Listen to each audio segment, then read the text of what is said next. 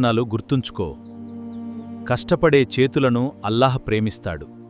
నిజాయితీగా జీవించేవారిని ఎప్పుడూ నిరాశపరచడు. దయే నిజమైన శక్తి. మసీదులో చేసే నమాజ్ గొప్పదే.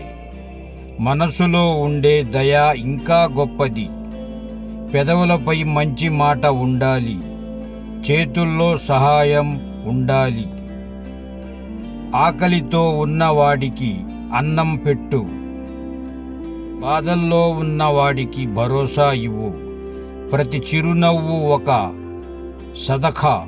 ప్రతి మంచి పని అల్లాకు ప్రియమైన ఇబాదత్.